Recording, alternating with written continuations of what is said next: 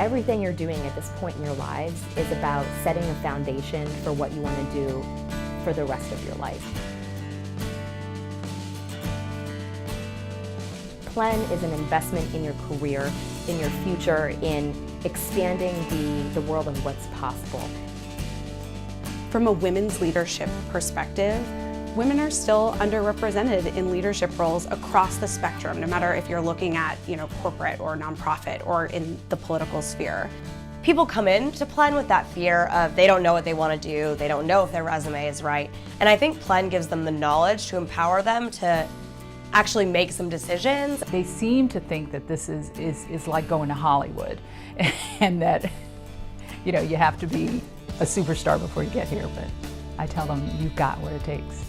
One of the things that's most rewarding for me is seeing how students open up and blossom through their PLEN experience. It's so important to train women to see themselves in these types of roles and to learn about the different trajectories that they can take in order to get to those types of leadership roles. I first learned about PLEN in one of my college classes. One of my classmates made a quick announcement before one of the classes started. So she was saying, I participated in this PLEN program. I want other students to know about it. My dad would tell you that when I grew up, I was just going to be the same.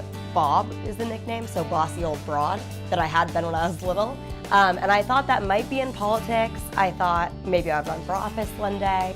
Any experience you get right now, especially when you're in college, will give you so much when you get out of college, because your first job you will be in the real world, and that's what the real world is. We typically run 7 seminars each academic year.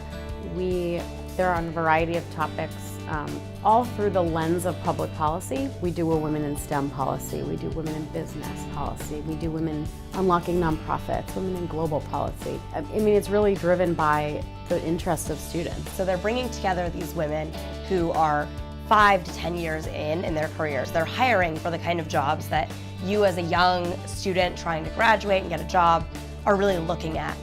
The first words out of the first speaker at the PLEN seminar was, you don't have to go to law school to have a career in X, Y, and Z. Some of the more practical things like building a LinkedIn profile, salary negotiation, always a hit, always a hit. We actually learned what it meant to work on an issue. We say that all the time. What do you work on? Well, here's what issues I'm working on. But to students, you don't really know what that means. Not only did I meet women from all across the country who were there with just the sole focus of learning more about this policy space in DC, but I also just experienced a city that I immediately fell in love with. DC is amazing. I think one of my favorite parts about DC is just that same culture that I found at PLEN, of women who are really looking to help other women in the city find their way. Being able to see the diversity of people who come to DC and make a difference and are valued and their voices are listened to and they're at the table making these decisions, that's the kind of thing that helps students feel like this could be a place for me and I could grow and contribute. And that's, I think, one of the most rewarding things that PLEN does.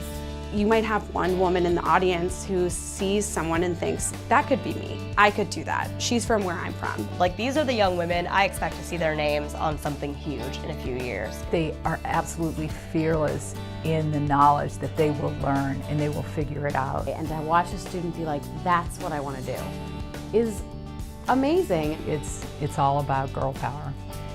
I think you need to go to PLEN.